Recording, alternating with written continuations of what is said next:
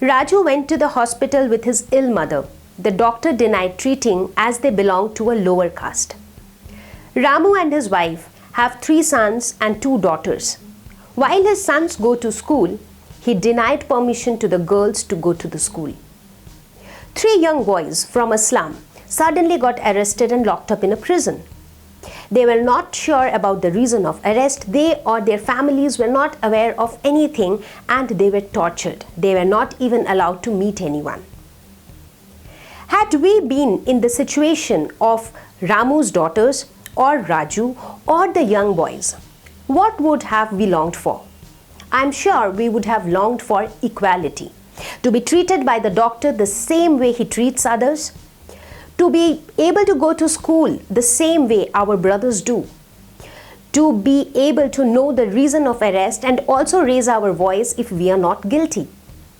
There are many such real-life situations in the history where a certain section of the society suffered due to dominance of powerful people in the society. We can take the example of Saudi Arabia, where king was the ruler.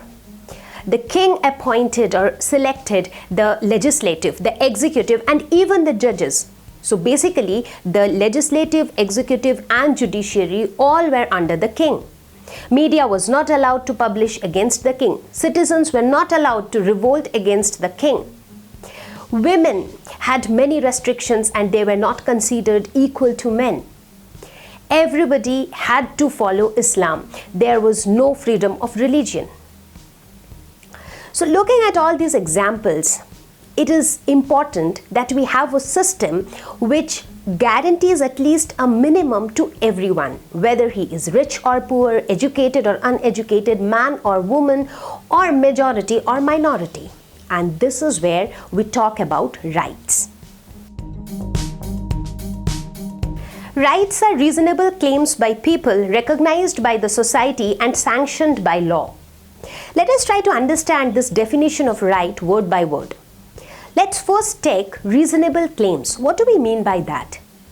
Being reasonable is very important, else people may ask for anything. Moreover, it is important that when I make a claim, I should be ready to respect the same claim for others too. For example, I claim that I should be able to play music on full volume at night. That disturbs others' sleep. Now, if I am ready to compromise my sleep at night when others are doing the same, then it is a reasonable claim for me. But if I am not ready to compromise my sleep when my neighbor is playing music on full volume at night, then it is not a reasonable claim for me. Having said that, does that mean if a claim is reasonable for me, that becomes my right? No, definitely not, because we still have the second parameter, which is recognized by society. Any claim, in fact, any reasonable claim made by a person needs to be stamped by the society to say that whether it is acceptable or not. Now, again, the same example. I have a reasonable claim that I want to play music on full volume at night that disturbs others' sleep. But the society doesn't accept that. So that is not recognized by the society. Now let's take another example. Let's say that I claim that being a girl, I still want to go to the school exactly the way my brothers do.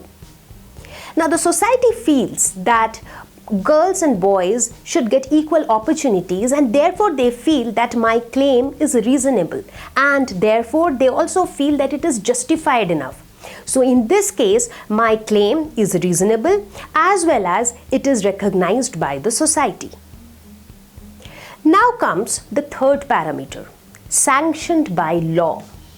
Now the moment a claim that is reasonable plus recognized by society is written into a law, it becomes more enforceable.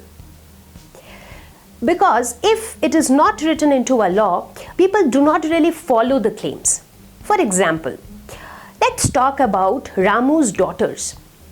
So the daughters made a reasonable claim that they wanted to go to school just like their brothers.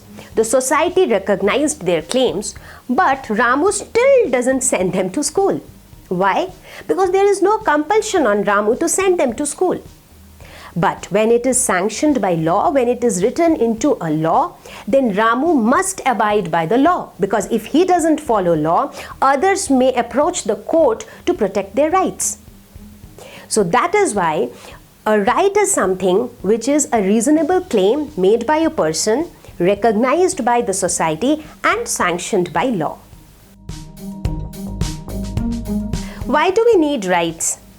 Democracy is ruled by people. Therefore, it is important that people should have right to vote, right to express their opinion, and also right to participate in political activities. Rights protect minorities from unjust treatment. Now, minorities always doesn't refer to people belonging to lower caste or people belonging to low economic background.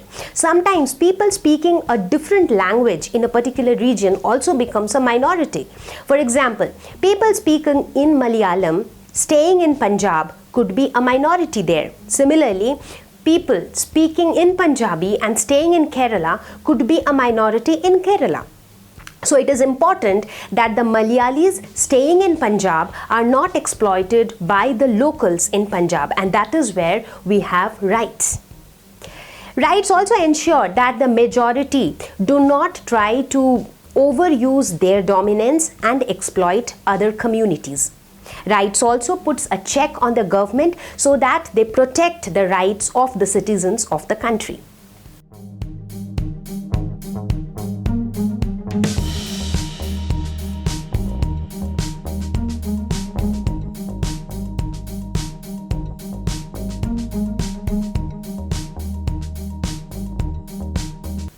I hope you found this video useful, and this video majorly talked about why do we need democratic rights and what are they. So in the next video, we will talk about the 6 fundamental rights in more detail. So see you all in the next video.